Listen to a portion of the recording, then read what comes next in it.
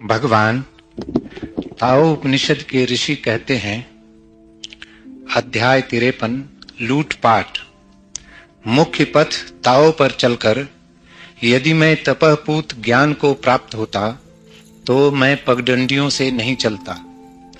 मुख्य पथ पर चलना आसान है तो भी लोग छोटी छोटी पगडंडियां पसंद करते हैं। दरबार चाक चिक्के से भरे हैं जबकि खेत जुताई के बिना पड़े हैं और बखाड़ियां खाली हैं। तथापि जड़ीदार चोगे पहने, चमचमाती तलवारें हाथों में लिए, श्रेष्ठ भोजन और पेय से अघाए वे धन संपत्ति में सराबोर हैं। इससे ही संसार लूटपाट पर उतारू होता है। क्या यह ताओ का भ्रष्टाचरण नहीं है?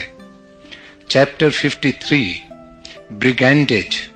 If I were possessed of austere knowledge, walking on the main path, Tao, I would avoid the bypaths. The main path is easy to walk on, yet people love the small bypaths. The official courts are spick and span, while the fields go untilled, and the people's granaries are very low, yet clad in embroidered gowns and carrying fine swords. Surfeited with good food and drinks, they are splitting with wealth and possessions. This is to lead the world towards brigandage. Is it not the corruption of Tao?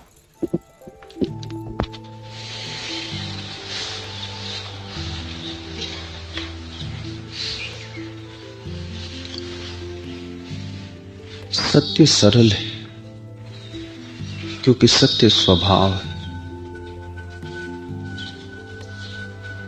और स्वभाव का मार्ग सभी जगह, पखरी पखरी पर, तारे तारे में, झरनों में, पहाड़ों में, पशुओं में, पक्षियों में, आदमियों में स्वभाव ऐसे ही पिरोया हुआ है जैसे मन के पिरोए हैं धागे में।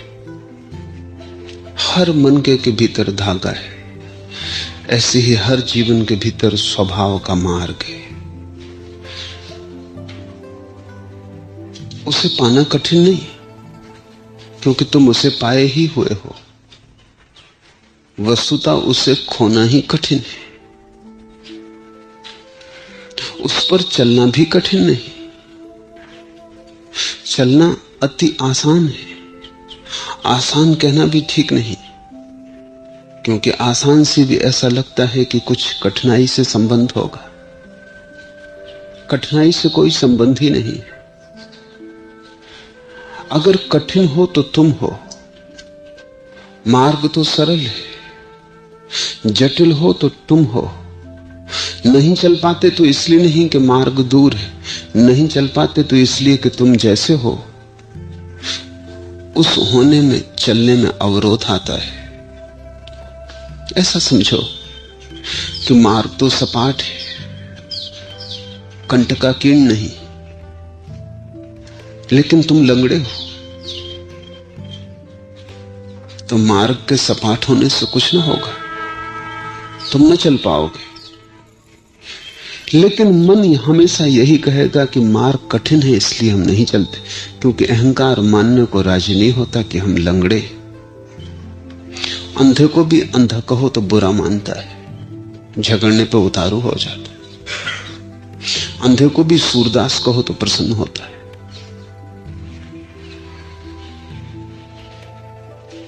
क्योंकि सूरदास सबसे अंधे का कुछ सीधा संबंध नहीं जोड़ता। या अगर और तुम कुशल हुए तो अंधे को तुम कहोगे प्रज्ञा चक्षु, तब अंधा और प्रसन्न होता है। अब शरीर की आंखों के खोने से कोई प्रज्ञा चक्षु नहीं होता, और न ही सभी अंधे सूरदास होते। लेकिन औपचारिकताएं सत्य को छिपाने के उपाय। किसी भी स्त्री की शादी हो, सभी दुल्हने लोग आते हैं, कहते हैं कैसी सुंदर है। तुमने कभी किसी को कहते सुना किसी दुल्हन को कि सुंदर ना हो? और जब भी कोई आदमी मर जाता है तो सभी कहते हैं स्वर्गीय हो गए। जिंदगी में जिनको नरक में भी जगह न मिलती, मर के वे सभी स्वर्ग जाते। सुंदर स्त्री खोजना कठिन है, लेकिन सभी दुल्हनें सुंदर होती। औपचारिकता का जाल है, और औपचारिकता जाल में तुम सत्य को छिपाते हो। नहीं चल पाते हो तो ये नहीं सोचते कि मैं लंगड़ा हूं, नहीं देख पाते हो तो ये नहीं सोचते कि मैं अंधा हूं, नहीं देख पाते तो कहते हो अंधेरा है, नहीं चल पाते तो कहते हो मार्ग उबड़ खाबड़ है। कहावत तो सुनी है ना, नाच ना आवे आंगन टेढ़ा। जब नाच नहीं आता तो लोग कहते हैं आंगन टेढ़ा है, नाचे कैसे। नाच आता हो तो आंगन टेढ़ा हो कि चौकोर, क्या फर्क पड़ता है। आंगन के टेढ़ेपन से नाचने का क्या लेना देना, लेकिन नाच आता हो। पहली बात, इसके पहले कि हम सूत्र में प्रवेश करें, यह समझ लेने की है कि सत्य बहुत सरल है। सारी जटिलता तुम्हारे मन की है, सारा उलझाव तुम्हारे भीतर है, बाहर तो सब सुलझा पड़ा है। रास्ता बिल्कुल खुला है, न कोई रोक रहा है, न कोई द्वार बंद है, लेकिन तुम ऐसे जकड़े हो अपने भीतर। तुम्हारी जकड़न ही तुम्हारे पैरों को नहीं उठने देती। नाच तो दूर, चलना ही मुश्किल है, चलना भी दूर, उठना ही मुश्किल है। क्योंकि जहां तुम बैठे हो तुम सोचते हो वहां खजाना गड़ा है। वो खजाने की आशा तुम्हें जकड़े हुए है। तुम जैसे हो तुम सोचते हो कि यहां कुछ मिलने को है, वो मिलने की आशा तुम्हें हटने नहीं देती। तुम किसी वासना से भरे हो, इसलिए संसार को, भ्रम को, झूठ को तुमने अपना घर बना लिया है।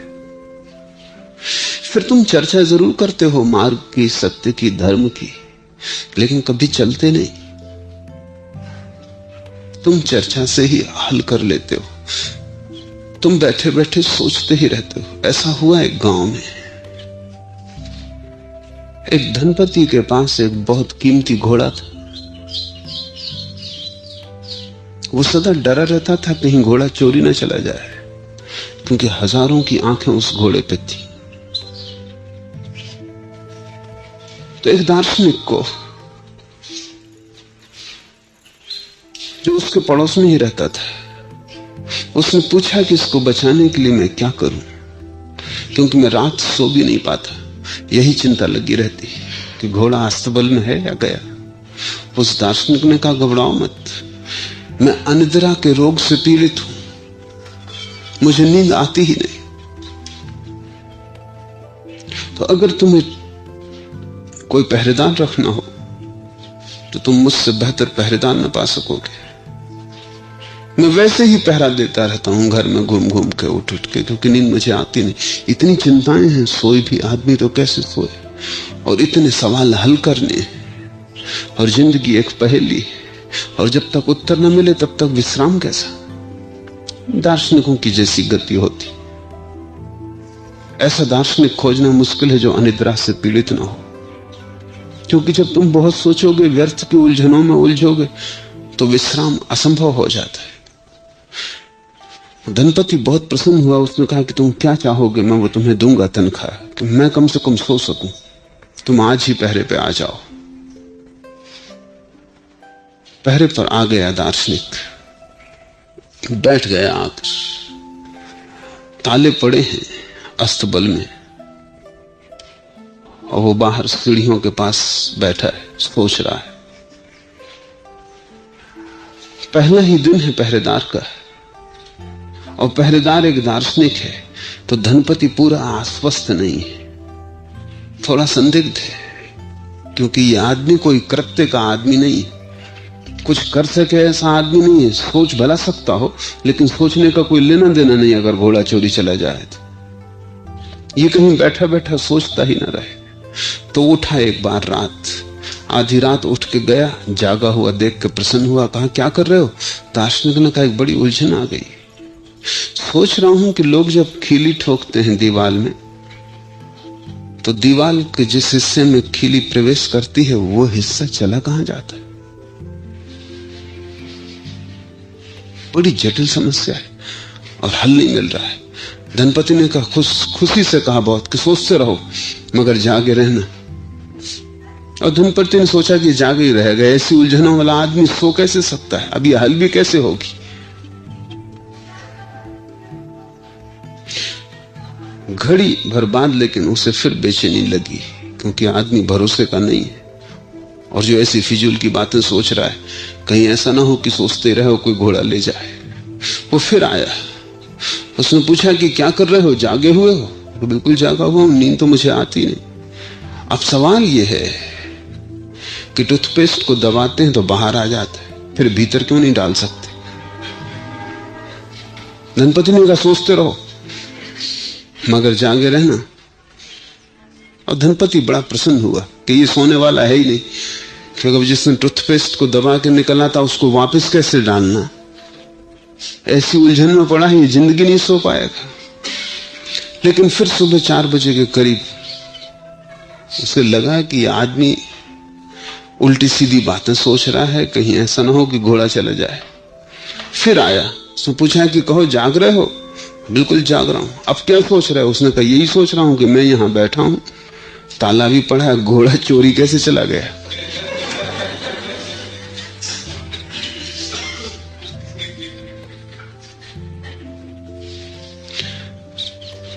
कुछ लोग हैं जो सोचते ही रहते हैं, और घोड़ा ही चोरी नहीं चला जाता, जिंदगी चोरी चली जाती है। वे खड़े खड़े सोचते रहते हैं, भीतर सारी आत्मा चोरी चली जाती है। वे खड़े खड़े बड़ी ऊंची बातें विचार करते रहते हैं और सब गंवा देते हैं। मौत के क्षण में वो पाते हैं कि मैं इतना सोच विचार सयाना आदमी, इतना समझदार कुशल, कोई मुझे धोखा न दे सके एक कौड़ी का, और मैं बैठा रहा और सारी संपदा गंवा दी। घोड़ा चोरी ही चला गया, आत्मा ही चोरी चली गई। समझदारी से धर्म का कोई संबंध नहीं है, उस समझदारी से जिसे तुम समझदारी समझे बैठे हो। तुम्हारी समझदारी तो तुम्हारे पागलपन का एक हिस्सा है। तुम्हारे प्रश्न भी तुम्हारी विक्षिप्तता से उठते हैं और तुम्हारे उत्तर भी तुम्हारे मनगढ़ंत होते हैं। तुम्हारे उत्तर हल नहीं करते, ज्यादा से ज्यादा राहत देते हैं। तुम्हारे उत्तर सिर्फ आशा बंधाते हैं कि करीब आ रहा है हल। हल कभी करीब नहीं आता, क्योंकि हल तो केवल उन्हीं को मिलता है जो जीवंत ऊर्जा से उसे हल करते। हल तो केवल उन्हीं को मिलता है जो किसी गहन प्रक्रिया से गुजर के अपने को रूपांतरित करते। हल तो उन्हीं को मिलता है जो मन की पगडंडियों को हटा के रख देते और स्वभाव के मार्ग पे चल पड़ते। मन पगडंडियां देता है और स्वभाव का राजपथ तुम्हारे चारों तरफ फैला हुआ है, सब तरफ वही है। ताओ यानी स्वभाव, लाओ से उसे ताओ कहता है, वेद रित, बुद्ध धर्म। धर्म शब्द बड़ा प्रीतिकर है, उसके अनेक अर्थ होते हैं, पर गहरे से गहरा अर्थ होता है स्वभाव। हम कहते हैं अग्नि का धर्म है गर्म होना, पानी का धर्म है नीचे की तरफ बहना, वो उसका स्वभाव है। और धर्म का एक अर्थ बड़ा महत्वपूर्ण है, और वो यह है कि जो सबको धारण किए, जो सभी को संभाले। जो सभी को संभाले है वो सभी के भीतर होगा, धागे की तरह पिरोया होगा हर माले में, हर माला के मनके में। जहां भी तुम देखते हो वही राजपथ खुला है, अनंत असीम वो मार्ग है, सीधा और सरल है कि तुम उसी पे बैठे हुए हो। उस मार्ग को पाने के लिए तुम्हें रत्ती भर चलना नहीं है, लेकिन मन सुझाता है पगडंडियां। वे पगडंडियां कहीं भी नहीं जाती, वे वर्तुलाकार घूमती हैं। तुम मन का निरीक्षण करो और समझ जाओगे। मन वर्तुलाकार घूमता है, कोल्हू के बैल की तरह घूमता है। कोल्हू के बैल को भी लगता है काफी यात्रा हो रही, क्योंकि कोल्हू के बैल को कोल्हू चलाने वाला बड़ी व्यवस्था में रखता है। उसकी दोनों आंखों पर पट्टियां बांध देता है। उसको आसपास तो दिखाई ही नहीं पड़ता, बस सामने ही दिखाई पड़ता है। तो वो ये भी अंदाज नहीं लगा सकता कि गोल गोल घूम रहा है, नहीं तो वो भी खड़ा हो जाए। अगर बैल की आंख पे पट्टियां ना हो तो तुम उसे कोल्हू में नहीं जोत सकते, क्योंकि वो कहेगा ये क्या पागलपन है। वो भी समझ लेगा कि क्या पागलपन है कि मैं गोल गोल यहीं यहीं घूमता रहूं, वो खड़ा हो जाएगा।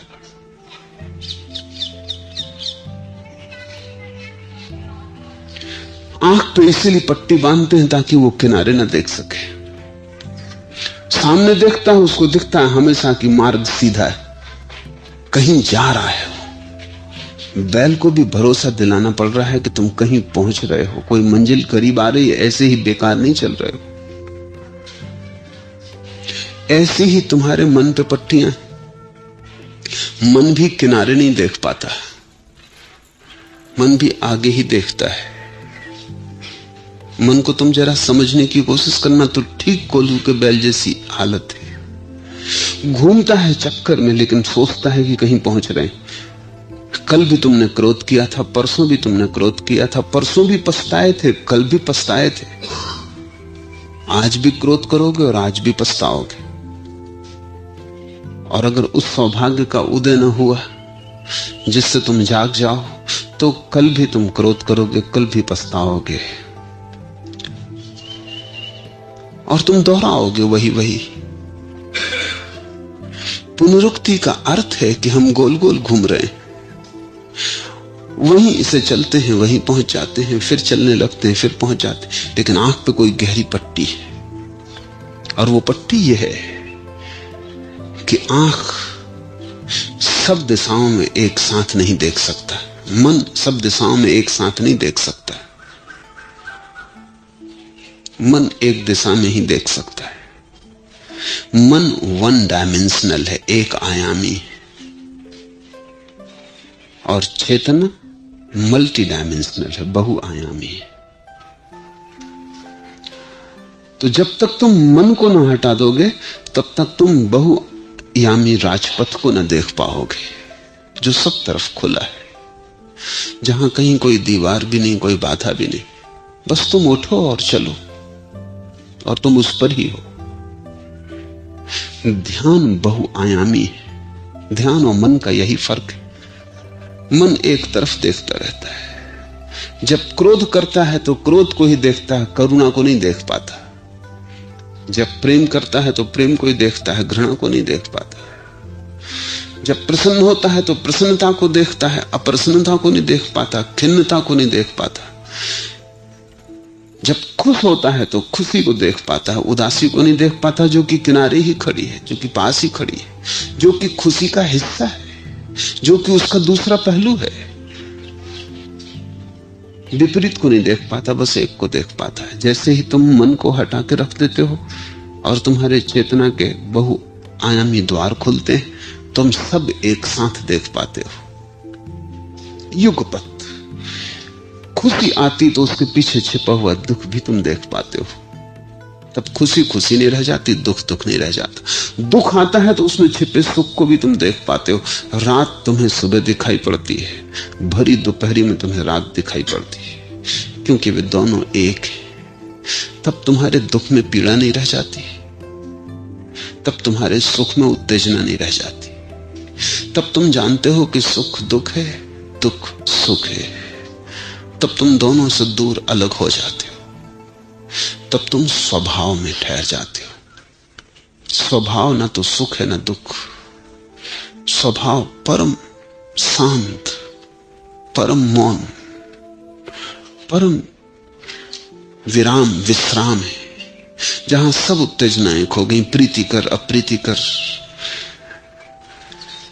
ये स्वभाव तुम्हारे पास मौजूद है, लेकिन मन तुम्हें पगडंडियां सुझाता है। और मन कहता है ये मार्ग तो बहुत लंबा है, मैं तुम्हें छोटा शॉर्टकट बता देता हूं, ऐसे चले जाओ, जल्दी पहुंच जाओगे। छोड़ो रास्ते को, मैं तुम्हें शॉर्टकट, छोटा सा सूक्ष्म रास्ता बता देता हूं। मन हमेशा शॉर्टकट खोज रहा है, और ध्यान रखना, परमात्मा की तरफ कोई शॉर्टकट नहीं। जो भी परमात्मा की तरफ छोटा रास्ता खोज रहा है, मेरे पास लोग आते हैं, वो कहते हैं कोई ऐसी तरकीब बता दें कि जल्दी हो जाए। मन हमेशा जल्दी कर रहा है, और तुमने जल्दी की कि तुम हमेशा गलती करोगे। धैर्य चाहिए, जल्दी नहीं। तुम्हारी जल्दी के कारण तुम मन की अड़चन में पड़ जाते हो, मन की उलझन में पड़ जाते हो। और मन कहता है ये जल्दी का रास्ता है, उस रास्ते पर तो बहुत वक्त लगेगा, इतना बड़ा रास्ता है, तुम जल्दी ना पहुंच पाओगे, जिसके और छोर का पता नहीं है, आदि अंत का कोई पता नहीं है। इतने विराट स्वभाव में उतर के तुम खो जाओगे।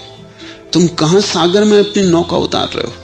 मैं तुम्हें छोटी सी नहर बता देता हूं, इसमें यात्रा सुगम होगी, सुरक्षित होगी, डूबने का डर न होगा। मन तुम्हें सुरक्षा का आश्वासन देता है, उसी आश्वासन में तुम भटक जाते हो। मन भरोसे दिलाने में बड़ा कुशल है, और बार बार तुम भूल जाओ और बार बार भटको तो भी मन भरोसे दिलाता है, फिर भी तुम उसकी मान लेते हो। तो मान लेने के तुम्हारे भीतर एक ही कारण कि तुम भी जल्दी की इच्छा कर रहे हो। इसलिए मैं साधकों को कहता हूं कि तुम जल्दी की इच्छा छोड़ देना, तो ही तुम स्वभाव के मार्ग से चल सकोगे। जल्दी शैतान की, जल्दी जिसने की वो शैतान के पास पहुंच जाएगा। जो धैर्य से चला वही परमात्मा तक पहुंचता है, क्योंकि धैर्य के खेत में ही परमात्मा के बीज बोए जा सकते हैं। और जिसका धीरज इतना अनंत है कि जो किसी जल्दी में ही नहीं, जो कहता है अगर अनंत में होना हो तो ठीक, अगर अनंत काल में होता हो तो भी हम राजी। और तब बड़ी अनूठी घटना घटती है कि जो अनंत काल ठहरने को राजी है वो इसी क्षण भी पहुंच जाता है। क्योंकि ये जो पथ है स्वभाव का, यहां पथ और मंजिल अलग अलग नहीं है, मार्ग ही मंजिल है। यहां तुम जहां खड़े हो वहीं परमात्मा भी खड़ा है, फासला जरा भी नहीं। तुम राजी हुए विश्राम के लिए, तुम राजी हुए तनाव छोड़ने को, तुमने जल्दी की आकांक्षा छोड़ी, तुम्हारे मन ने जल्दी के कारण यहां वहां भटकना बंद किया। तुम अपने गृह नीड़ में बैठ गए, जैसे सांझ पक्षी अपने नीड़ में आके बैठ जाता है, ऐसे संसार को छोड़ के तुम अपने भीतर के नीड़ में आ गए और विश्राम से बैठ गए। और तुमने कहा मुझे कोई जल्दी नहीं। इसी क्षण भी घटना घट सकती। जिस स्कूल में, जिस गुरुकुल में जीसस ने शिक्षा पाई, उस गुरुकुल का नाम था इसेनीस। वे उस परंपरा को मानने वाले लोग इसेनीस कहलाते थे। ये शब्द बड़ा अद्भुत है। इस शब्द का अर्थ है धैर्य रखने वाले।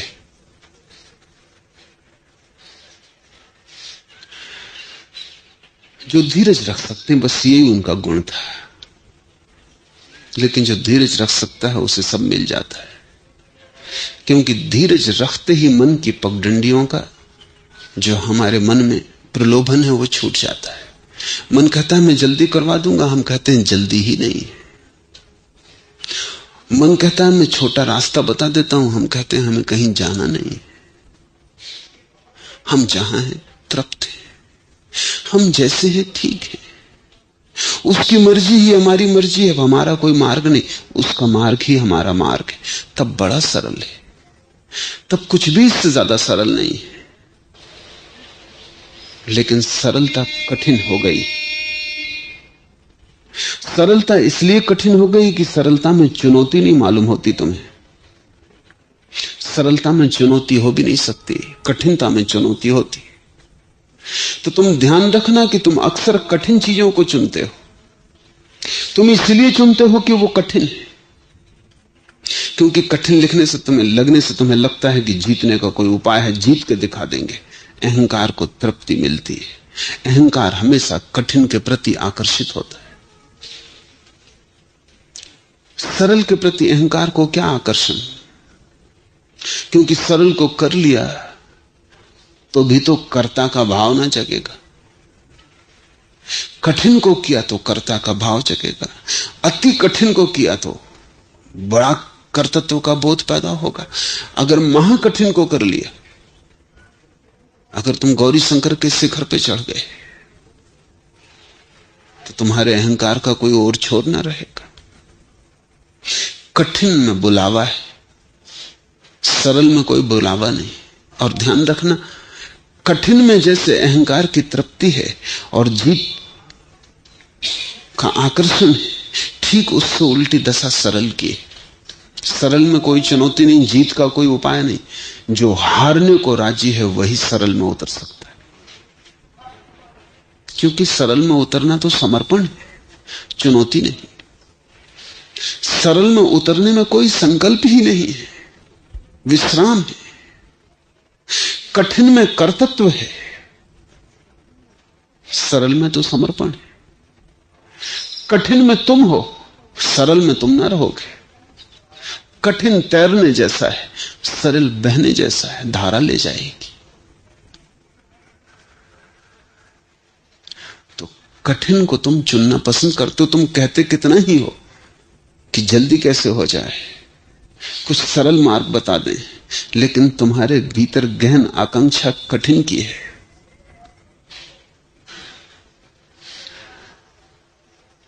और तुम जब तक कोई कठिन ना बताए तब तक तुम कहोगे ये इतना सरल है, इससे क्या होगा।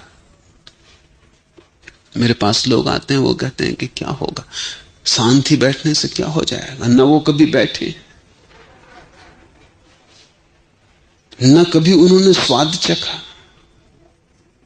वो कहते हैं ऐसा खाली आंख बंद करने बैठने से क्या होगा, क्या परमात्मा इससे मिल जाएगा।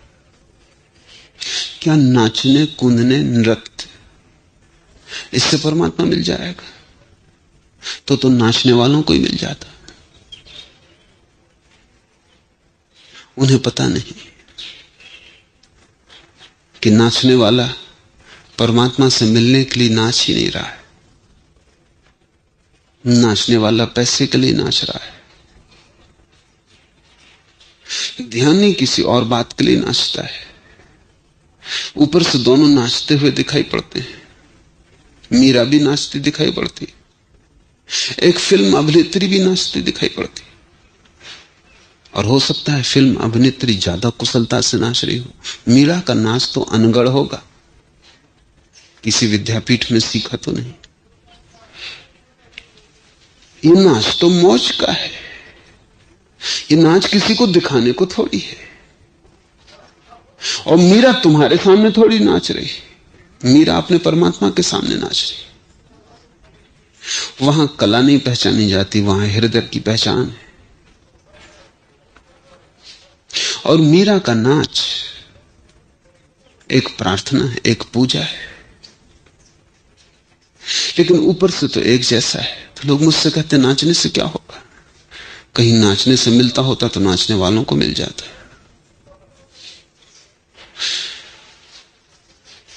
ये लोग क्या कह रहे हैं, ये कह रहे हैं कि ये इतनी सरल बातें हैं कि इनसे नहीं हो सकता। कोई उल्टी बात बताएं, कोई कठिन बात बताएं जिसमें चुनौती हो। इन नासमझों की वजह से दुनिया में ऐसी पद्धतियां भी विकसित हो गई हैं जिनका आकर्षण कुल इतना है कि वो बहुत कठिन है, दुर्गम है, उनसे कोई कभी नहीं पहुंचता कहीं। लेकिन उनकी दुर्गमता के कारण आकर्षण है, क्योंकि अहंकारी उनकी तरफ आंदोलित हो जाते। इसे बहुत ठीक से समझ लेना।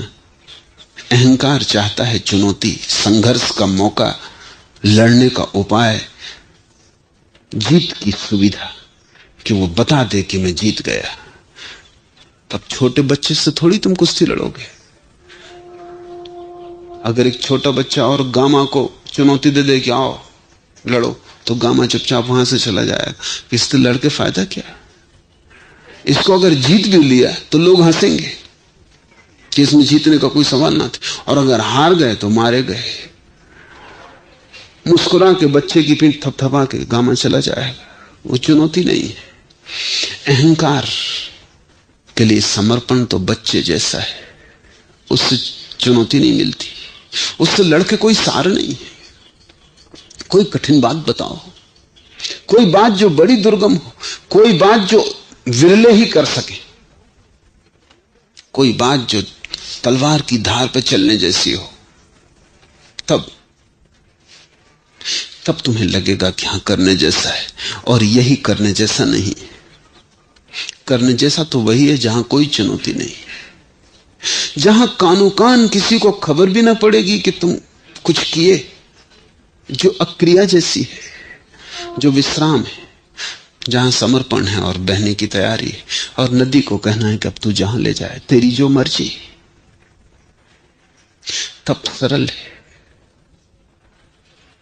अब हम लाओसे के सूत्र समझने की कोशिश करें।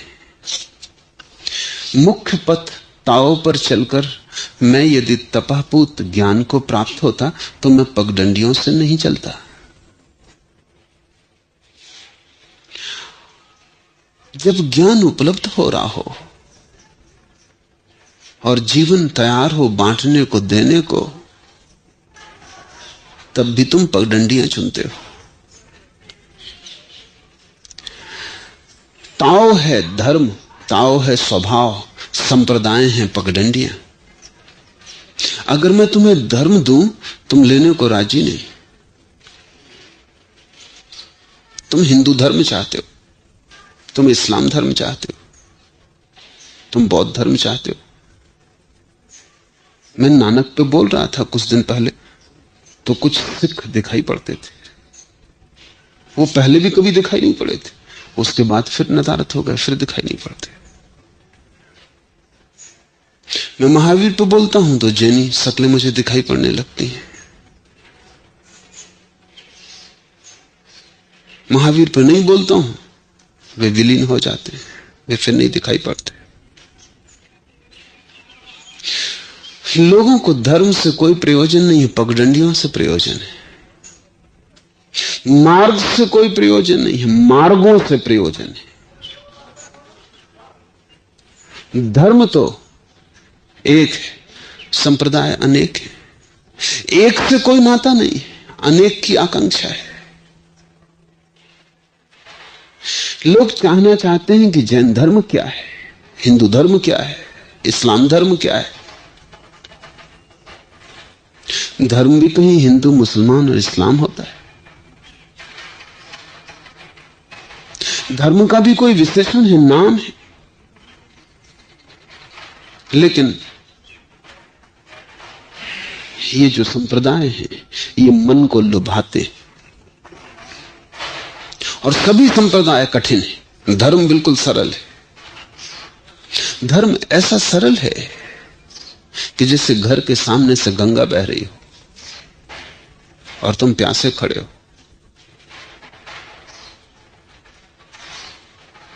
संप्रदाय बहुत कठिन है। कठिन होने का कारण है क्योंकि धर्म तो स्वभाव है अस्तित्व का, संप्रदाय मनुष्य निर्मित है।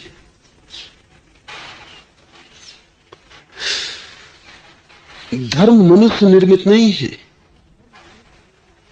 धर्म ने ही मनुष्य को निर्मित किया है। धर्म से ही मनुष्य आया है, वो उसका मूल स्रोत और उद्गम है। लेकिन संप्रदाय मनुष्य निर्मित है, वो मनुष्य ने बनाया, और जो मनुष्य ने बनाया है वो सत्य तक न ले जा सकेगा। मनुष्य के बनाए को तो छोड़ना है, मनुष्य के बनाए से तो पार उठना है, मनुष्य के बनाए से तो हटना है। लेकिन जो भी मनुष्य ने बनाया है वो हमें आकर्षित करता है क्योंकि वो हमारे मन के अनुकूल बैठता है। वो हमने ही बनाया है, वो हमारा ही खिलौना है। मंदिरों में जो भगवान की मूर्तियां हैं वो आदमी की बनाई है, उनके सामने हम झुक सकते हैं क्योंकि हमें पता है कि हम झुक किसी के भी सामने नहीं रहे, अपनी ही बनाई हुई मूर्ति है। झुकना झूठा है, समर्पण भ्रांति है, क्योंकि इस मूर्ति को हम ही खरीद लाए थे और हम ही ने प्रतिष्ठित किया है, और जिस दिन चाहे इसको उठा के फेंक दे सकते हैं। ये समर्पण खेल है, ये वास्तविक नहीं है। और मंदिर की मूर्ति कुछ भी ना कह सकेगी। अगर हम इसे उठा के मंदिर के बाहर फेंक दें तो क्या करेगी मंदिर की मूर्ति? लेकिन इसके सामने हम झुकते और अस्तित्व का परमात्मा चारों तरफ है, वहां हम कभी नहीं झुकते, क्योंकि वहां जो झुका वो फिर कभी उठ ना सकेगा। वहां जो झुका वो गया, वहां जो झुका वो खोया। वहां से वापस आने की कोई घड़ी नहीं। उस मंदिर में प्रवेश हुआ कि लौटना नहीं होता। उस मंदिर में प्रवेश ही तब होता है जब जो चीज लौट सकती थी उसे तुम मंदिर के बाहर छोड़ जाते हो, वो अहंकार जो वापस लौट सकता था। लेकिन पत्थर की मूर्तियां कहीं तुम्हारे अहंकार को मिटा सकेंगी? पत्थर की मूर्तियों की सामर्थ्य क्या है? तुमने ही गढ़ी है। हर आदमी बड़ा चालबाज है, अपनी ही गढ़ी मूर्तियों के सामने घुटने टेक के खड़ा होता है। ये प्रार्थना नहीं है, प्रार्थना का अभिनय। धोखा किसको दे रहे हो तुम? सारा अस्तित्व तुम पे हंसता है। छोटे बच्चों को तो तुम मुस्कुराते हो, अगर वो अपने गुड्डा गुड्डी का विवाह रचा रहे हो तो तुम हंसते हो, कहते हो क्या कर रहे पागलपन। सोचते हो मन में कि बच्चे, लेकिन तब जब तुम रामलीला खेलते हो और एक लड़के को राम बना लेते हो और एक लड़की को सीता बना देते हो, और तुम ये अभिनेताओं के चरणों में सिर रखते हो और जुलूस निकालते हो, शोभा यात्रा, बारात जा रही राम की, और तुम बड़े उत्तेजित हो उठते हो। तुम छोटे बच्चों से कुछ भिन्न कर रहे हो, कुछ भेद तुम्हारी शोभा यात्रा में और छोटे बच्चों की बारात में कुछ फर्क है। खेल खिलौने हैं।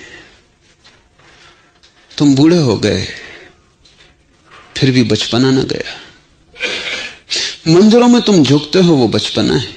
अस्तित्व के सामने झुको, वहां तुम अकड़े खड़े रहते हो, वहां तुम अपनी चलाने की कोशिश करते हो, और तुम जानते हो कि वहां अगर तुम झुके तो तुम गए, क्योंकि वहां झुकना वास्तविक ही हो सकता है। वास्तविक परमात्मा के सामने झुकना भी वास्तविक होगा। वहां असली सिक्के ही स्वीकार किए जाते हैं। नकली परमात्मा के सामने झुकोगे, वहां नकली सिक्के ही चलते हैं, वहां असली का कोई सवाल ही नहीं है। तुम्हारे मंदिर, तुम्हारे मस्जिद, तुम्हारे गुरुद्वारे तुम्हारे बनाए हुए, और परमात्मा का मंदिर तो मौजूद ही है। तुम नहीं थे तब भी था, तुम नहीं रहोगे तब भी रहेगा। ये आकाश ही उसका गुंबज है, ये पृथ्वी ही उसकी आधारशिला है। उसे बनाने की कोई जरूरत नहीं, वो बना ही हुआ है। वो तुमसे ज्यादा प्राचीन है, वो तुमसे ज्यादा सनातन है। तुम उससे ही आए हो, तुम उसी में वापस जाओगे। लेकिन वहां सच्चाई का सिक्का ही चल सकता है। तुम धार्मिक होना नहीं चाहते, इसलिए तुमने मंदिर बनाए।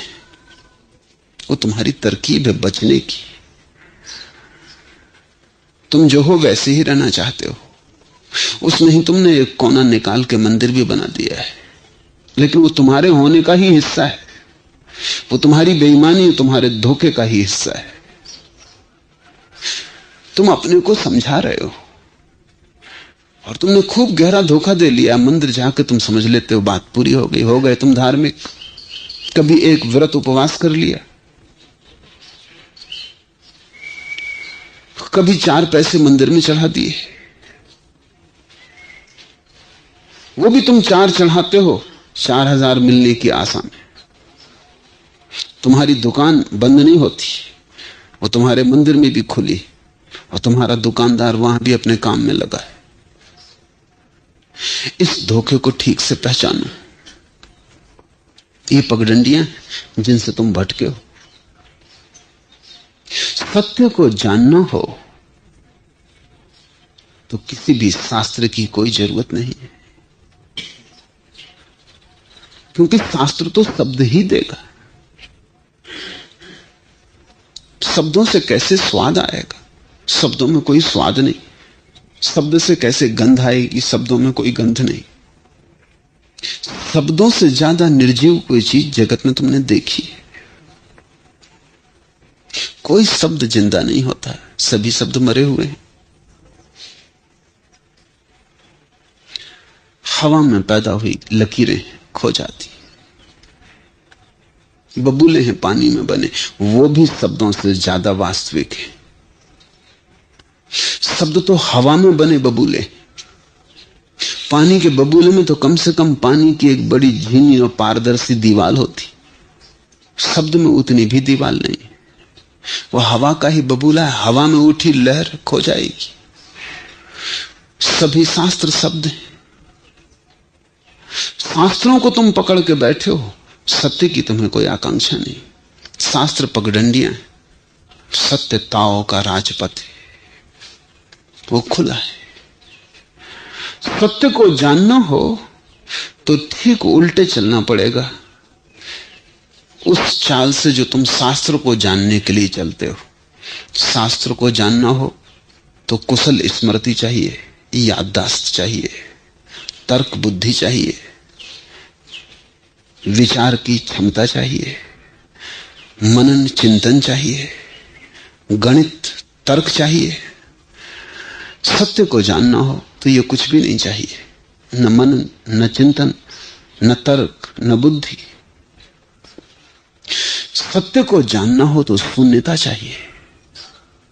सत्य को जानना हो तो तुम्हें दर्पण की भांति हो रहो, ताकि सत्य का प्रतिफलन बन सके। तुम्हारा भराव नहीं चाहिए, तुम्हारा खालीपन चाहिए। इसलिए तो लाओ से कहता है कि जो सीखने से मिल जाए वो ज्ञान नहीं, और संत सिखाते नहीं, संत बुलाते हैं।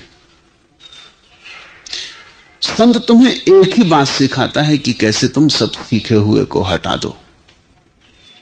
संत तुम्हारे मन को हटाता है ताकि तुम्हारी आंख पर बंधे हुए कोल्हू के बेल जैसी जो पट्टियां हैं वो हट जाएं, तुम सब तरफ खुले होकर देख सको। हिंदू गीता को पढ़ सकता है लेकिन कुरान को नहीं। ये कोल्हू का बैल है, एक तरफा है।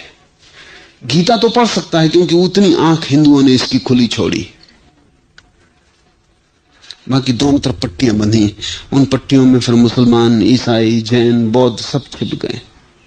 मुसलमान कुरान पढ़ सकता है, गीता नहीं। इसका यह मतलब नहीं कि नहीं पढ़ सकता, पढ़ सकता है। मुसलमान गीता पढ़ सकता है क्योंकि वो भी भाषा पढ़ सकता है, भाषा में क्या अड़चन है। गीता उर्दू में लिखी है, अरबी में लिखी है, पढ़ सकता है, लेकिन हृदय पर कहीं कोई चोट ना पड़ेगी। हाँ, अनेक बार गीता में भूलें दिखाई पड़ेंगी, अनेक बार, जगह जगह गीता में भूलें दिखाई पड़ेंगी। जब कृष्ण कहेंगे सर्वधर्मान परित्यज्य मामेकम शरणं व्रज, सब छोड़कर मेरी शरणा, मुसलमान हंसेगा, अहंकार हो गया, यह आदमी कुफ्र बोल रहा है, पापी है। ऐसे मंसूर को ही तो मारा मुसलमानों ने, वो ऐसी बकवास कर रहा था कृष्ण जैसी, कह रहा था अनल हक अहम ब्रह्मास्मि, हिंदू की भाषा बोल रहा था। मुसलमान को नहीं जचा, ये बात ही गलत है। तुम खुदा के चरणों तक पहुंच सकते हो, खुदा कभी नहीं हो सकते। ये मुसलमान की आंख है। हिंदू कहते हैं कि अगर चरणों तक ही पहुंच पाए और खुदा ना हो पाए तो पहुंच ही ना पाए, बात अधूरी रह गई, यात्रा पूरी ना हुई। तो जब तक अहम ब्रह्मास्मि का उद्घोष ना हो जाए, जब तक तुम्हारा पूरा तन प्राण न कह दे कि मैं ब्रह्म, तब तक अधूरी है बात। जब हिंदू कुरान को पढ़ता है तो वो मुस्कुराता है, वो कहता है ठीक है, काम चलाऊ है, कुछ बड़ी गहरी बात नहीं। क्योंकि मोहम्मद कहते हैं मैं उसका केवल पैगंबर, उसका संदेश वाहक हूं, उसका दूत हूं।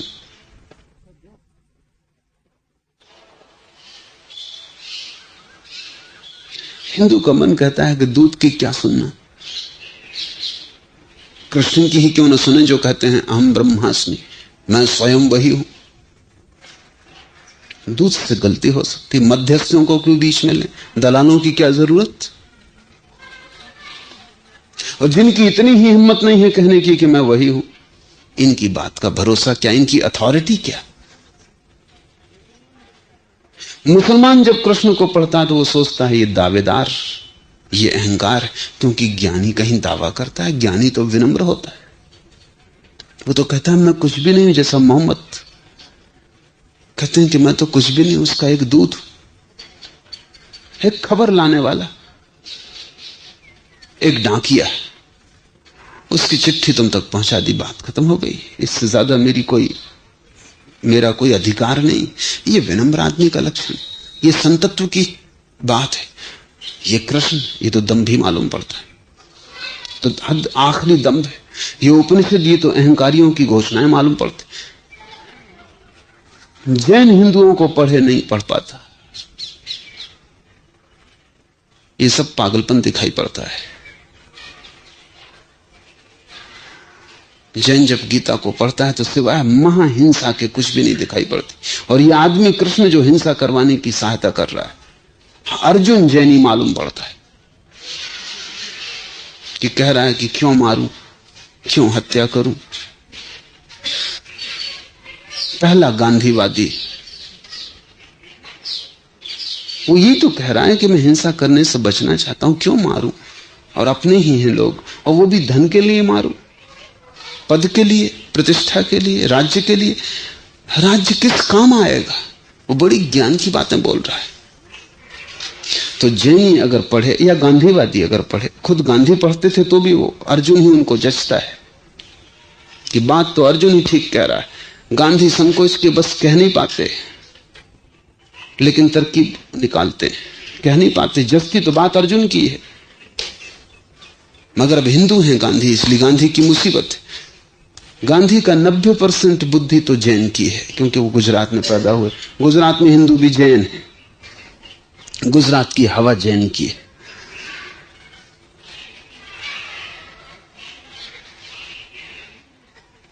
तो ये कह भी नहीं सकते कि कृष्ण गलत है, हिंदुओं को चोट पहुंचेगी।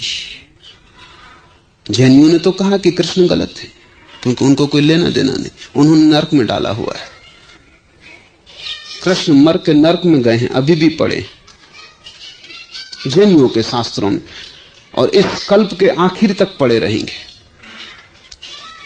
क्योंकि अर्जुन तो भाग रहा था हिंसा से, महाहिंसा से, महापातक से, और इस आदमी ने सब तरफ से समझा बुझा के कितनी कोशिश की अर्जुन ने निकलने की इसके जाल के बाहर।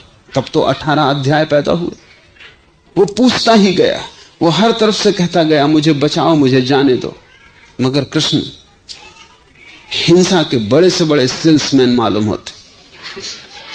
आखिर उसको समझा बुझा के पट्टी पढ़ा दी, और वो आदमी इस आदमी के चक्कर में आ गया। और आखिर घबरा के या परेशान होकर उसने कहा कि ठीक, मेरे भ्रम सब दूर हो गए, अब मैं लड़ता हूं।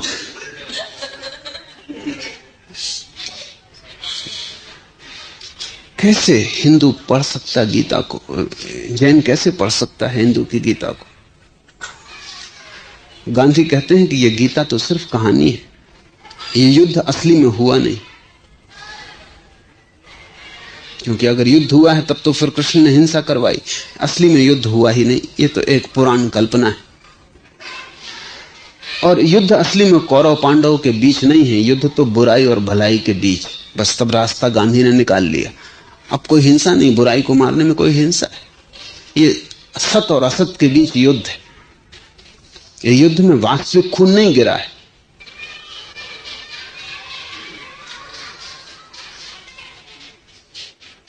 इसलिए कृष्ण जोर दे रहे हैं कि तू काट। ये असलियों को काटने के लिए जोर नहीं दे रहे हैं, ये तो सिर्फ असत को, बुराई को तो पुराण कथा कह के रास्ता निकाल लिया। महाभारत एक सत्य है जो हुआ। उस सत्य को भी झुठला दिया। कोई एक पंथ को मानने वाला दूसरे पंथ को नहीं पढ़ सकता। हिंदुओं ने जैन तीर्थंकरों का उल्लेख ही नहीं किया, सिर्फ एक पहले को छोड़कर। और पहले का भी उल्लेख इसीलिए किया है कि पहला करीब करीब हिंदू रहा होगा, क्योंकि वो हिंदू घर में पैदा हुआ था, अभी जैन पैदा नहीं हुए थे।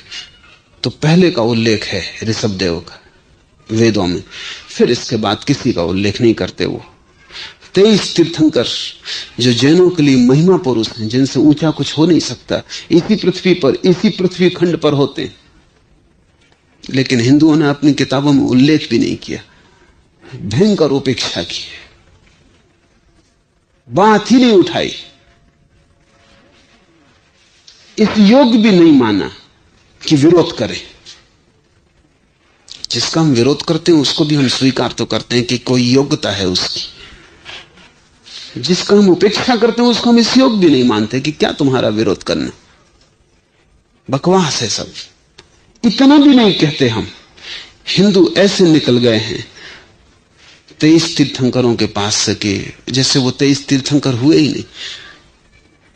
अगर हिंदू शास्त्रों में देखें तो कोई उल्लेख नहीं आता, कहीं कोई उल्लेख नहीं आता। आश्चर्यजनक है। मगर अगर हम मनुष्य के मन को समझें तो सब आश्चर्य समझ में आ जाता है। सबकी आंखों पे पट्टियां हैं। हिंदू पट्टी बंधे हुए निकल गए, तीर्थंकर रास्ते पे पड़ते नहीं पट्टी के। फोकस है, बाकी सब अंधकार है। उस फोकस में राम और कृष्ण पढ़ते हैं। जैनों के पहले तीर्थंकर ऋषभदेव पढ़ जाते हैं, क्योंकि वो हिंदू थे। ऋषभ के मरने के बाद धीरे धीरे जैन धर्म संगठित हुआ और अलग धारा बनी। जैसे कि जीसस का उल्लेख तो यहूदियों में मिल जाएगा, लेकिन फिर जीसस के बाद जो जीसस के मानने वाले संत हुए उनका कोई उल्लेख नहीं मिलेगा, क्योंकि उनसे कोई संबंध ही ना रहा, वो अलग धारा हो गई। पगडंडियों की तलाश होती है जबकि राजपथ द्वार से फैला हुआ है, गंगा बह रही है, तब भी तुम नल की टोंटियां खोले बैठे हो, जिनसे बूंद बूंद पानी भी शायद ही कभी टपकता है। गंगा द्वार से बह रही है, तुम अपने नल के पास बैठे प्रार्थना कर रहे हो कि हे नल पानी दे, कभी बूंद बूंद टपकता है। संप्रदाय से बूंद बूंद पानी भी टपक जाए तो काफी है, क्योंकि उतना पानी भी संप्रदाय में नहीं है। ऐसा हुआ कि एक यहूदी फकीर के संबंध में बड़ी ख्याति थी कि वो जब बोलता था तो लोगों के मनोभाव को इस तरह छू देता था, उनकी हृदय तंत्री ऐसी बज उठती थी कि कोई रोता, कोई हंसता, भावावेश पैदा हो जाता था। गांव के एक अमीर आदमी की मृत्यु हुई। जैसा कि अमीर आदमियों के साथ होता है, सारा गांव जी हजूरी करता था, लेकिन मन ही मन तो ईर्ष्या से भरा था। तो ऊपर से तो लोगों ने कहा बड़ा बुरा हुआ, लेकिन भीतर से भी प्रसन्न हुए कि अच्छा हुआ मरा ये दुष्ट, झंझट मिटी। अमीर आदमी मरा था तो घर के लोगों ने इस सूफी फकीर को बोलने के लिए बुलाया उसकी मृत्यु पर। वो बोला जैसा कि वो सदा बोलता था। उसने बड़ी महिमा का गुणगान किया, लेकिन एक भी आंख गीली न हुई। पराओं की तो छोड़ दो, घर के लोगों की भी आंख से आंसू न गिरा। लोग बड़े चकित हुए। जब फकीर बोल चुका तो एक आदमी ने उससे पूछा कि क्या मामला हुआ आज? सदा तुम भाव उन्माद से भर देते हो, तुम बोलते क्या हो? हृदय तक छिद जाते हैं तीर, लोग रोते हैं। आज एक आंख गीली नहीं। उस फकीर ने कहा हम क्या करें, हमारा काम टोंटी खोल देना है, अब पानी हो ही ना। टोंटी हमने खोल दी, पानी हो ही ना, तो हम क्या करें? उसमें हमारा कोई जुम्मा नहीं है। संप्रदाय की टोंटी खोले तुम बैठे रहो, पानी वहां है नहीं। और वहां संप्रदाय की टोंटी के सामने तुम कितनी ही पूजा करो, कुछ पाओगे ना, क्योंकि संप्रदाय आदमी निर्मित है। महावीर तो धर्म के महान पथ पर है। महावीर के पीछे चलने वाला महावीर की पीठ पर फोकस लगा के चल रहा है, वो पथ का उसे पता नहीं। वही संप्रदाय और धर्म का पथ है, फर्क है। महावीर तो धर्म में चल रहे हैं, सांप्रदायिक वो है जो महावीर की पीठ देख के चल रहा है कि वो कहां जा रहे हैं। उसकी नजर पीठ पे लगी है, अनुयायी पीठ देख रहा है, वो राजपथ नहीं जिसमें महावीर चल रहे हैं। बड़ा फर्क है। महावीर की पीठ देख के तुम ये मत सोचना कि तुम पहुंच जाओगे कभी, क्योंकि महावीर को भी जो ले जा रहा है वही तुम्हें ले जाएगा, लेकिन वो पथ तुम्हें दिखाई नहीं पड़ रहा। और तुम्हारी आंखें अगर बहुत ही ज्यादा जड़ हो गई महावीर पे पीठ पे लगी तो फिर तुम्हें वो पथ कभी भी दिखाई नहीं पड़ेगा। तुम इतने सांप्रदायिक हो जा सकते हो कि धर्म की देखने की सुविधा ही समाप्त हो जाए। जितना ज्यादा सांप्रदायिक आदमी उतना ही कम धर्म की संभावना रह जाती। आकाश तो खुला रहता है लेकिन उसकी आंखें जड़ हो गई होती। अब महावीर खो गए, वो अभी भी उन्हीं की पीठ पे आंख लगाए हुए, अब वो पीठ भी नहीं है, अब वो चला जा रहा अंधेरे में। अब अपनी ही कल्पना है। तुमने कभी ख्याल किया, तुम एक खिड़की को देखते रहो फिर आंख बंद कर लो तो खिड़की का निगेटिव बनता है आंख में। बस संप्रदाय वैसा ही है। महावीर कभी थे एक महिमावान पुरुष, कभी बुद्ध थे, कभी राम थे, कृष्ण थे, मोहम्मद थे, जिन्होंने जाना। फिर उनके पीछे चलने वाला उनकी पीठ पे आंख लगाए हुए। फिर धीरे धीरे धीरे धीरे धीरे महावीर तो अनंत में खो गए। अब तुम्हारी आंख में निगेटिव रह गया। अब भी तुम आंख बंद करते तो पीठ दिखाई पड़ती है और तुम इस पीठ का पीछा कर रहे हो। अब तुम पागलपन में उतरोगे। अब तुम कहीं भी नहीं जा सकते क्योंकि ये पीठ कहीं है ही नहीं, सिर्फ तुम्हारी आंख में बनी हुई प्रतिमा है, वो भी नकारात्मक प्रतिमा है। पॉजिटिव तो खो गया, निगेटिव को तुम लिए बैठे हो, वो तुम्हारे मन में है। संप्रदाय तुम्हारी व्याख्या, तुम्हारा शास्त्र। संप्रदाय यानी तुम। महावीर के नाम से तुम ही बैठे हो, अब बुद्ध के नाम से तुम ही बैठे हो। बुद्ध को गए बहुत वक्त हो गया, महावीर को गए बहुत वक्त हो गया, जीसस को खोए अनंत में बहुत समय हो चुका। तुम पूजा किए जा रहे हो, तुम उन मेघों की पूजा कर रहे हो जो बरस चुके। अब खाली आकाश में धुआं रह गया है। जैसे जेट निकलता है कभी आकाश से, जेट तो जा चुका होता है, धुएं की लकीर छूट जाती है। ऐसे जब भी महावीर, बुद्ध या कृष्ण जैसे पुरुष गुजरते हैं आकाश से तो वे तो तीव्रता से गुजर जाते हैं, देर नहीं लगती, धुएं की लकीर छूट जाती है। उनके पीछे उनके पद चिन्ह छूट जाते हैं, उन पद चिन्हों की पूजा चलती है, तुम उनका अनुसरण करते रहते हो। वही संप्रदाय है।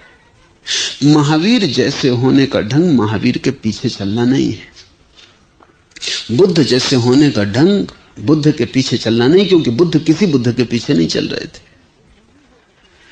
अगर तुम बुद्ध ही हो जाना चाहते हो तो तुम्हें अपने ही तरह, अपने ही मार्ग से स्वभाव को खोज लेना पड़ेगा।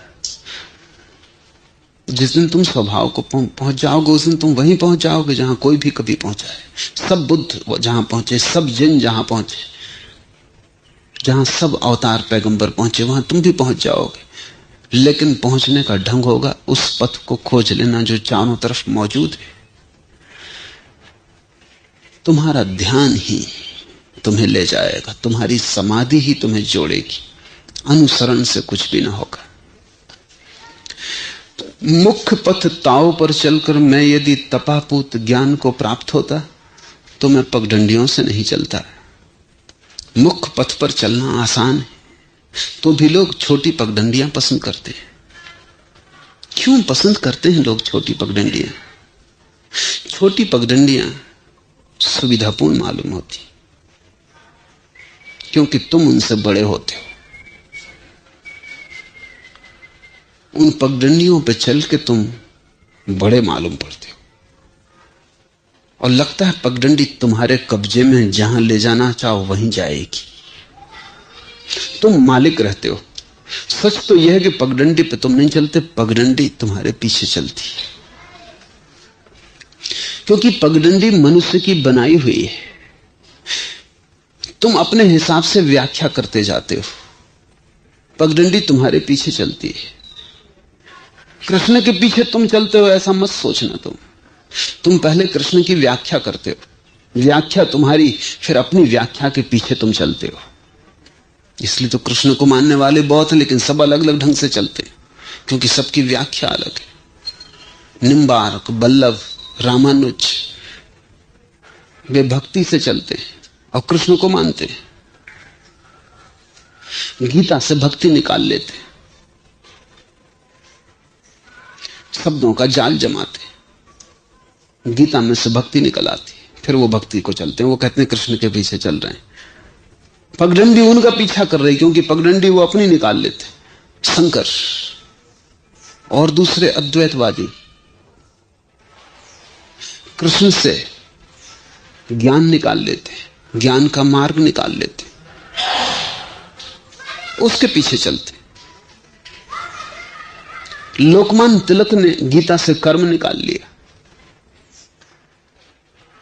और फिर वो कर्म के पीछे चलने लगे। फिर लोकमान्य के पीछे गांधी और विनोबा की कतार लगी, वो सब फिर कर्म को मान लिए। कृष्ण से किसी को मतलब है? तुम अपनी व्याख्या के पीछे चलते हो और तुम अपने को समझाते हो कि हम कृष्ण के पीछे चल रहे हैं। धोखा किससे कहें? तुम मुझे सुनते हो, तुम इस ख्याल में मत रहना कि तुम वही सुनते हो जो मैं कहता हूं। उस भ्रांति में पड़ना मत, क्योंकि वो बहुत आसान है, लेकिन तुम वो करोगे ना। तुम जो करोगे वो आसान नहीं है, कठिन है। न केवल कठिन है, भ्रांत है, गलत है, लेकिन करोगे तुम वही। तुम पहले मैं जो कहूंगा उसकी व्याख्या करोगे, व्याख्या करके तुम उसे अपने अनुकूल बना लोगे, फिर तुम उसके पीछे चलोगे। पगडंडी का अर्थ है जो तुम्हारा पीछा करती हो। वो जो विराट पथ है ताओ का, वो तुम्हारा पीछा नहीं करेगा, तुम्हें उसमें डूबना होगा। तुम उसे अपने पीछे आने वाली छाया नहीं बना सकते।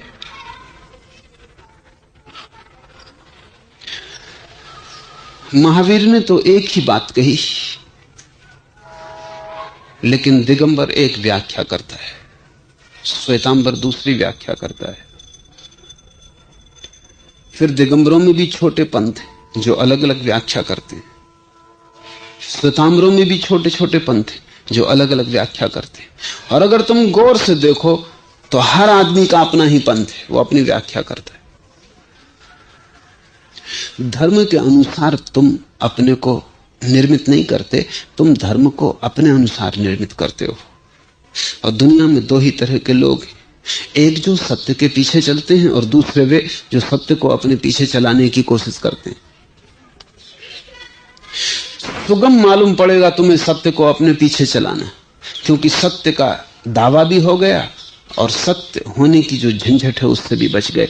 धार्मिक बिना हुए धार्मिक होने का मजा लोग ले रहे हैं। व्याख्या मत करना, तुम व्याख्या कर भी कैसे सकोगे? सत्य की कोई व्याख्या नहीं हो सकती, सत्य का अनुभव होता है। अनुभव को कोई व्याख्या की जरूरत नहीं। और जब तुम व्याख्या करोगे अपनी अज्ञान की दशा से, तुम जो भी व्याख्या करोगे वो गलत होगी, वो भ्रांत होगी। फिर उसी व्याख्या को मान के तुम चलते रहोगे, कहीं ना पहुंचोगे। मेरे पास लोग आते हैं, वो कहते हैं कि हम आपको 10 साल से सुन रहे और आपकी मान के चलते हैं, लेकिन कहीं पहुंचे नहीं। मैं उनसे कहता हूं तुम मेरी मान के कभी चले नहीं। वो मुझसे विवाद करते हैं कि नहीं हम मान के चलते। मैं कहता हूं देखो अभी भी मैं कह रहा हूं उसको भी तुम नहीं मान रहे। मैं कह रहा हूं कि तुम मेरी मान के नहीं चले, उसमें भी तुम कह रहे हो कि नहीं। हम मान के ही चलते। तुम अपनी जिद कायम रखते हो, तुम्हारी जिद ही तुम्हारा अहंकार है।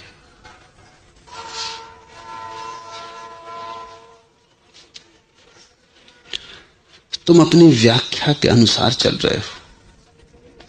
अगर पहुंच गए तो तुम कहोगे अपनी व्याख्या से पहुंचे, अगर न पहुंचे तो गुरु गलत था। तुम्हारा गणित बिल्कुल साफ है।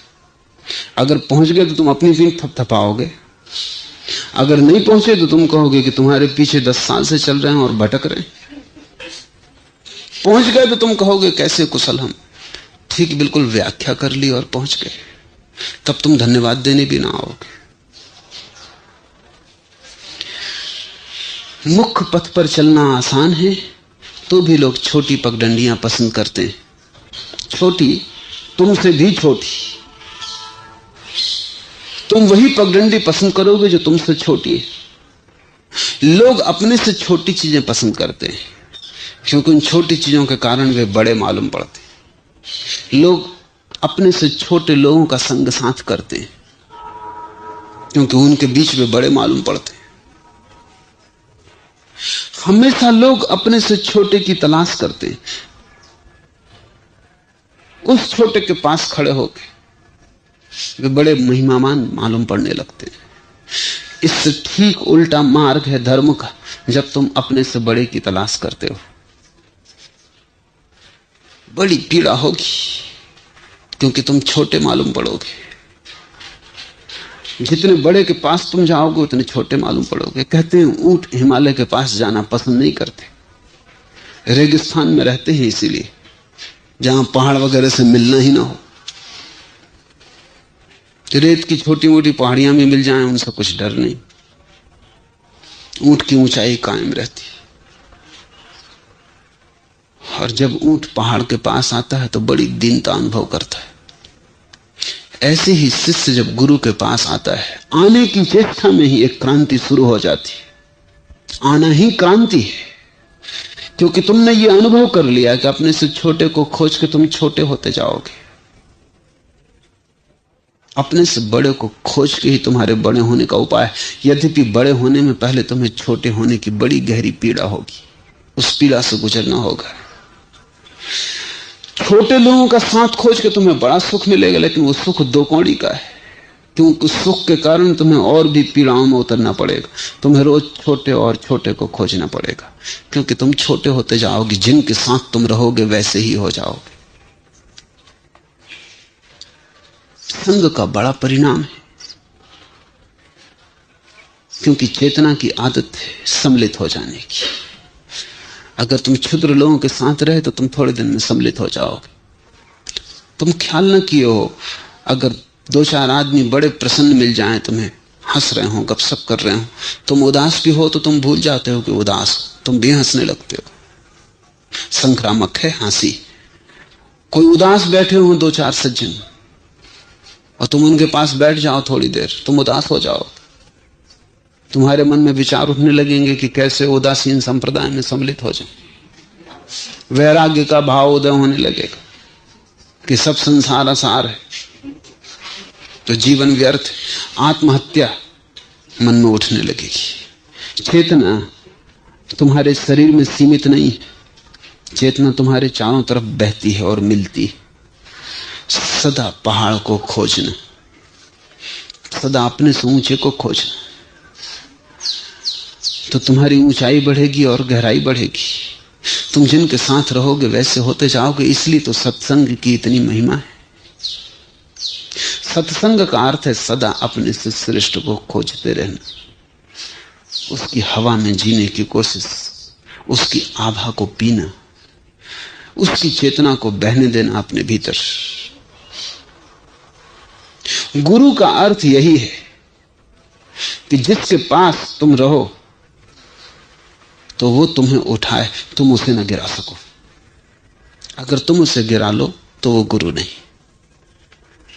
क्योंकि एक घटना साफ है, जब तुम एक गुरु के पास जाते हो तो 2 तरफ से सोचो।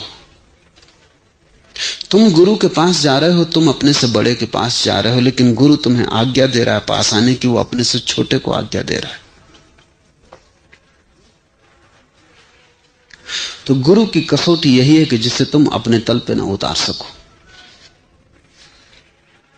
हालांकि तुम पूरी कोशिश करोगे अपने तल पे उतार लेने की। पगडंडियां और संप्रदायों में तुम पाओगे अनुयायी अपने साधुओं को चला रहा है। जैनियों की पंचायत होती, वो साधु पे नजर रखती कि वो कहीं आचरण से भ्रष्ट तो नहीं हो रहा। तुम कैसे तय करोगे कि वो आचरण से भ्रष्ट हो रहा है कि नहीं? और वो भी राजी है तुमसे कि तुम उसके नियंता हो। तुम मर्यादा तय करते हो, वो अनुसरण करता है, फिर तुम उसे गुरु मानते हो। पहले तुम उसे उतार लेते हो अपने तल पर, अपने से भी नीचे, तभी तुम उसे गुरु मानते हो। गुरु वही है जो तुम्हारी ना सुने, जो तुम्हारे तल पर उतरने को राजी ना हो, जिस तुम कुछ भी करो तो अपने तल पर ना उतार सको, जिसकी चेतना संगठित हो गई हो एक ऊंचाई के तल पर जहां से कि बिखर न सके। वही उसका गुरुता है, वही उसका घनत्व है कि वो तुमसे इतना घना है कि तुम उसे बिखरा ना सकोगे। तुम उसके पास जाओगे तो तुम्हें ही ऊपर उठना पड़ेगा। हालांकि तुम हर उपाय करोगे, ये कोई जानकारी से करोगे ऐसा भी नहीं है, ये सब अचेतन प्रक्रिया है। तुम हर उपाय करोगे कि वो तुम्हारे तल पे आ जाए। मेरे पास अनेक मित्र आते, वो मुझसे कहते हैं कि आपकी बातें ठीक लगती, लेकिन क्या ये नहीं हो सकता कि हम आपके प्रति मित्र भाव रखें और शिष्य भाव न रखें? तो क्रांति नहीं होगी। कुछ बुरी बात नहीं कह रहे, बिल्कुल ठीक बात कह रहे हैं। कौन उनकी बात को गलत कहेगा? और अगर मैं कहूं कि नहीं, मित्र भाव से काम न चलेगा, तो स्वभावतः उनके मन में ख्याल उठेगा ये आदमी बड़ा अहंकारी, जो गुरु बनना चाहता है।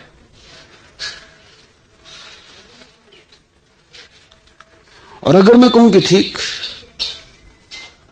बिल्कुल मित्र भाव रखो, तो वो मुझे अपने तल पे लाने की कोशिश में लगे।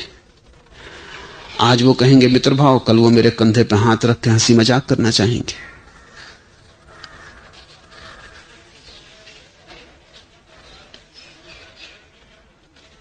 शिष्य जब गुरु के पास आता है तब भी उसकी अचेतन बीमारियां लेके आता है, उसका कोई कसूर नहीं। वो जैसा है वैसे ही आएगा, बदल के नहीं आ सकता। बदलने आया है, बीमार है इसलिए आया है, लेकिन वो अपनी बीमारी भी लाया है। और गुरु अगर उसके तल पे जरा भी उतर जाए तो उसे बदल ना पाएगा। बिना उतरे भी अगर वो उसको सहमति दे दे, इतनी भी कि ठीक है मित्र रहो, मित्रता बड़ी कीमती बात है, और गुरु की तरफ से कोई अड़चन नहीं है। गुरु की तरफ से वस्तुतः तुम मित्र ही हो, लेकिन स्वीकृति भी दे दे तो तुम्हें उठा नहीं सकेगा। कृष्णमूर्ति 40 साल की निरंतर मेहनत के बाद किसी को भी उठा नहीं सके, क्योंकि एक भ्रांति की स्वीकृति उन्होंने दे दी जो उनकी तरफ से बिल्कुल ठीक थी।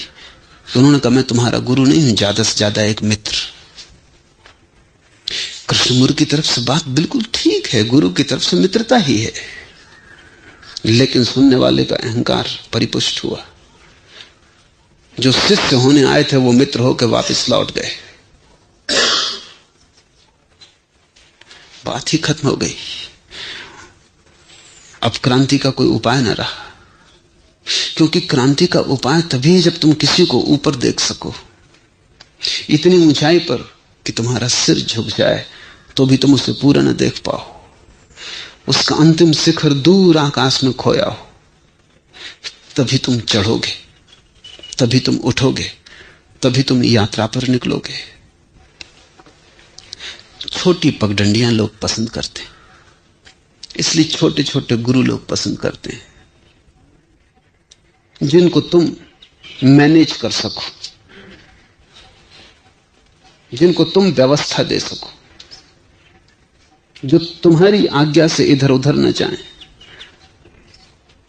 अगर कबीर होते तो वो कहते एक अचंभा मैंने देखा,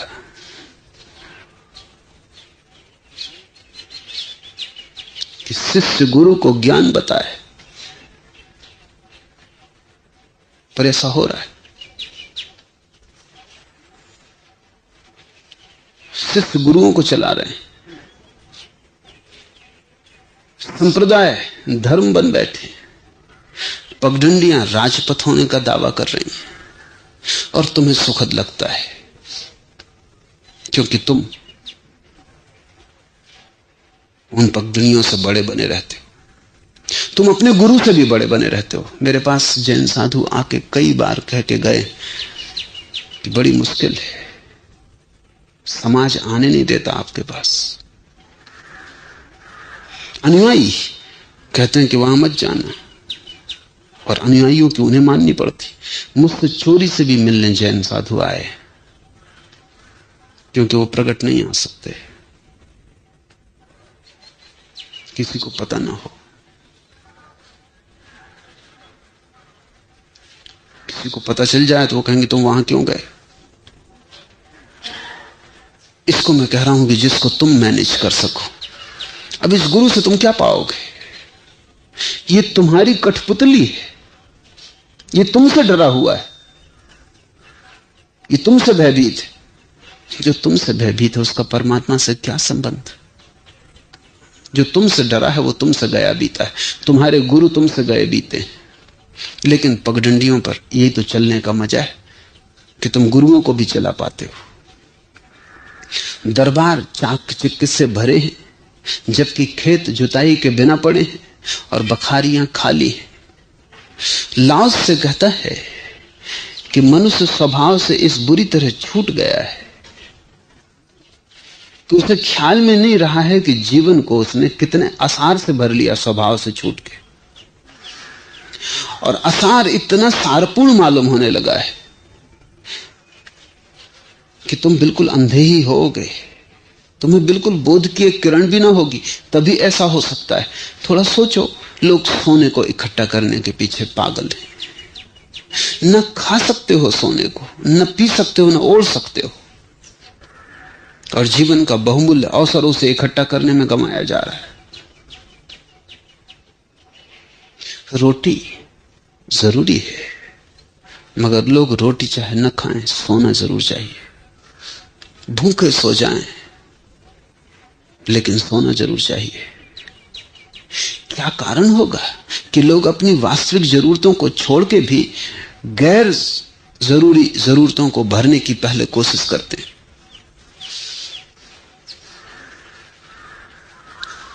क्या कारण है? क्योंकि जरूरतें तो साधारण है, उनको तुम पूरा भी कर लो तो भी तुम असाधारण की तरह दिखाई ना पड़ोगे। भूख तुमने भर भी ली तो जानवर भी भर लेते हैं, पशु पक्षी भी भर लेते हैं, उसमें क्या खूबी? सोना अगर तुमने ढेर लगा लिया तो कोई पशु पक्षी ऐसा नहीं करता। पशु पक्षी इतने नासमझ नहीं, और सोना न्यून है, और अहंकार न्यून से ही भरता है। जो जितना कम है उतना मूल्यवान है। बड़ी हैरानी की बात, उसकी उपयोगिता के कारण कोई चीज मूल्यवान नहीं है, उसकी कमी के कारण। सोने का क्या उपयोग है? एक ही उपयोग है कि वो न्यून है, इतना कम है कि सभी लोग उसको नहीं पा सकते। कुछ थोड़े से लोग ही ढेर लगा सकते, उस ढेर के कारण वे विशिष्ट हो जाएंगे, खास हो जाएंगे, असाधारण हो जाएंगे। सोना न्यून है इसलिए उसकी कीमत है, व्हाइट गोल्ड और भी कम है तो उसकी दुगनी कीमत है, फिर प्लेटिनम और भी कम है तो उसकी और भी ज्यादा कीमत है। जो चीज जितनी न्यून है उसके आधार पर उसका मूल्य हो रहा है। इसकी कोई चिंता ही नहीं कि उसका कोई उपयोग है। अहंकार को उपयोग से मतलब ही नहीं है। अहंकार को सिर्फ एक घोषणा करनी है जगत में कि मैं असाधारण। पेट भूखा रह जाए, कंठ प्यासा हो, कोई फिक्र नहीं। शरीर गहनों से सजा हो, जीवन की गहरी से गहरी जरूरतें खाली रह जाएं, प्रेम से तुम वंचित रह जाओ, कोई फिक्र नहीं, हीरे जवाहरात चाहिए। अन्यथा जीवन की तो जरूरतें बड़ी थोड़ी हैं। अगर अहंकार बीच में ना आए तो पृथ्वी पर बड़ा संतोष हो। असंतोष का स्वर अहंकार से आता है। क्या है जरूरत तुम्हारी कि पेट भरा हो? जीसस अपने शिष्यों से कहे, कई बार लगता है कि जीसस इतनी सी छोटी सी बात क्यों प्रार्थना में जोड़े।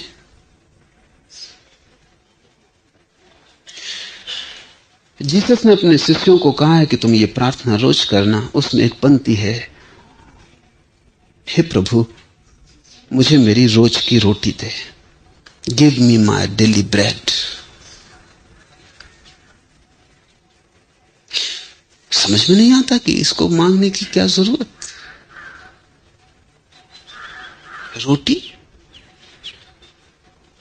पर जीसस रोटी शब्द को प्रतीक की तरह चुन रहे हैं। वो ये कह रहे हैं कि जीवन की मेरी जो छोटी छोटी जरूरतें, प्यास है तो पानी चाहिए, भूख है तो रोटी चाहिए, जीवन है तो प्रेम चाहिए, ये मेरी छोटी सी रोटी, द डेली ब्रेड। पानी, रोटी, प्रेम, छप्पर, इतना ही चाहिए जीवन के लिए, और जीवन परम महिमा को उपलब्ध हो जाता है। उस कुलीनता को जिसकी चर्चा लाओस से करता है कि बाहर कुछ भी ना हो, भीतर एक ऐसी संपदा हो जाती। बाहर फटे कपड़े हों तो भी भीतर का सम्राट जगमगाता है। नहीं, लेकिन दुनिया उल्टे रास्ते चलती। भीतर कुछ भी ना हो, भीतर भिखारी हो, भिखारी का पात्र हो, खंडहर आत्मा हो, बाहर चाक चिक्के हो, बाहर सब हो। क्योंकि भीतर की आत्मा तो किसको दिखाई पड़ेगी? बाहर की चीजें लोगों को दिखाई पड़ती। आत्मा को गमाओ, बदल लो आत्मा को धन दौलत में, तिजोरी भर लो, खुद खाली हो जाओ। लाओस से कह रहा है इसलिए लोग स्वभाव से टूट गए, क्योंकि स्वभाव में होने के लिए इतनी तो समझ होनी ही चाहिए कि जो जरूरी है वही जरूरी है, जो गैर जरूरी है वो जरूरी नहीं है। और जो एक दफा गैर जरूरी की दौड़ पे निकल गया वो माया में जा रहा है, अब उसका कोई अंत नहीं है। तुम कुछ भी पालो तो भी बहुत कुछ पाने को शेष रहेगा। वो घड़ी कभी ना आएगी जब तुम कह सको कि मैंने सब पा लिया। सिकंदर को नहीं आई तो तुम्हें कैसे आएगी? आज तक दुनिया में बड़े से बड़े धनपति को नहीं आई तो तुम्हें कैसे आएगी? कुबेर भी रो रहा है, सोलोमन भी मरते वक्त परेशान है। सब नहीं हो पाया, सब नहीं मिल पाया। जीसस ने कहा है अपने शिष्यों को कि देखो खेत में खिले हुए लिली के फूल, देखो इनकी शान। सोलोमन, सम्राट सोलोमन अपनी पूरी सफलता के क्षणों में भी इतना सुंदर नहीं था। लिली के फूल के पास है भी क्या? साधारण जंगली फूल है, लेकिन क्या कमी है? तुमने कभी लिली के फूल को कोई शिकायत करते देखा कि उसने कहा हो कुछ कम? जल मिलता है, पृथ्वी से प्यास तृप्त हो जाती,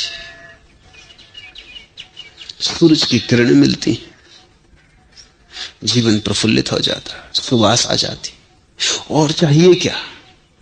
लाओस से कहता है जीवन की जो साधारण जरूरतें हैं, जो उनसे ही राजी हो गया वो उस महापथ को उपलब्ध हो जाएगा, क्योंकि उसकी जीवन ऊर्जा व्यर्थ की दौड़ में नहीं पड़ेगी।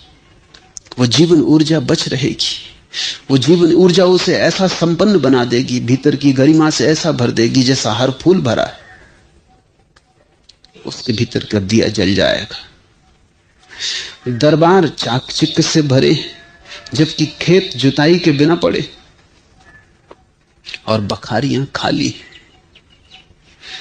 खेत की किसी को चिंता नहीं, खलिहान खाली पड़े, बखारियां रिक्त हैं। जीवन की मूल जरूरतें लोग चूक गए हैं, और व्यर्थ की बातें, दरबार, दिल्लियां बड़ी महत्वपूर्ण हो गई। सब दिल्ली की तरफ भाग रहे हैं। राजनीतिक भाग रहे हैं, जो सोचते हैं कि राजनीतिक नहीं है वो भी भाग रहे हैं, साधु सन्यासी भाग रहे हैं।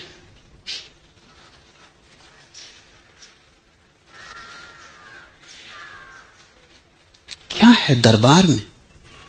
दरबार प्रतीक है लाओत्से के लिए व्यर्थता का, आसार का। क्या है राजधानियों में? वो आदमी की मूढ़ता के स्तंभ, वो आदमी की नासमझी के प्रतीक है। लेकिन सभी भाग रहे हैं। मन में एक ही दौड़ लगी है कि कैसे दरबार में पहुंच जाए। दरबार में पहुंच के क्या होगा? खाली पेट, खाली आत्मा। तुम बाहर स्वर्ण से थोप भी दिए जाओगे तो क्या होगा?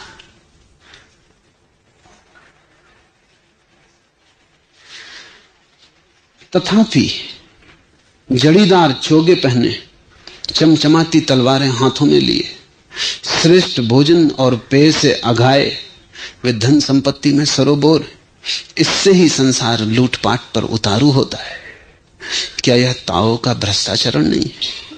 ताओ का एक ही भ्रष्टाचरण है। ताओ से वंचित हो जाने का एक ही ढंग है कि तुम गैर जरूरी को जरूरी समझ लो, फिर सब भ्रष्ट हो जाएगा।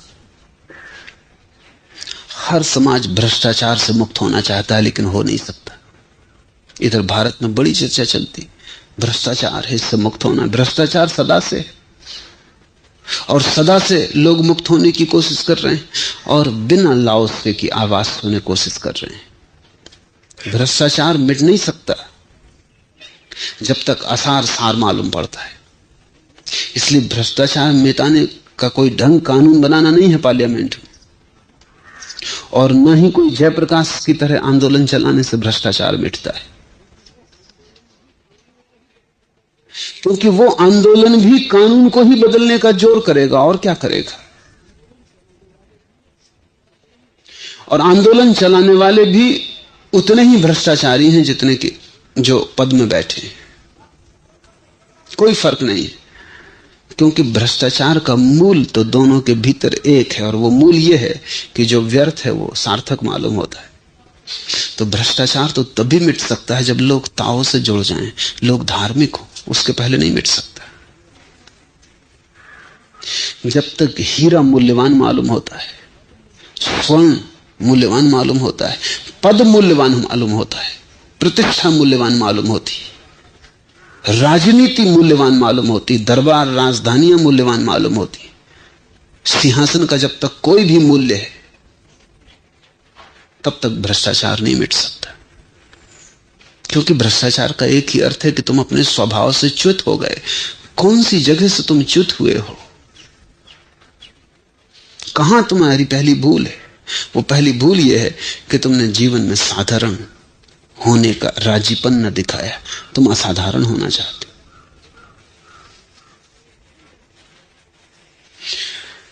और आदमी का मन बड़ा अजीब है। तुम साधुता से असाधारण होने की कोशिश करो तो भी तुम भ्रष्टाचारी हो।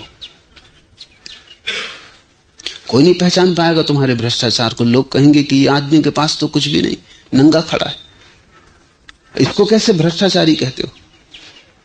ये तो कोई राजधानी में भी नहीं गया, राजनीति में भी नहीं है, धन दौलत भी इकट्ठी नहीं की, कोई लाइसेंस का घोटाला भी नहीं करता, कुछ भी नहीं है, तो बेचारा अपना नंगा खड़ा है, भगवान का भजन करता है।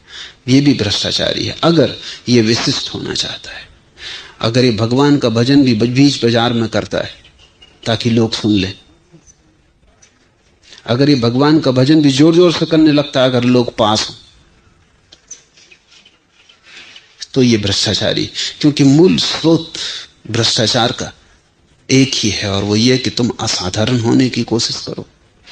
लाओत्से कहता है कि इस जगत में साधारण हो जाना ही कला है, और जो साधारण हो गया, सब अर्थों में साधारण, जिसका कोई दावा ही नहीं है, जो किसी पद इस जगत में या परलोक में कोई फिक्र नहीं कर रहा है, जिसने व्यर्थता समझ ली इस बात की, जो जीवन की बहुत छोटी चीजों से प्रसन्न है कि रोटी मिल गई, कि पानी मिल गया, कि श्वास मिल गई, कि प्रेम मिला, कि प्रार्थना मिल गई, बस काफी है।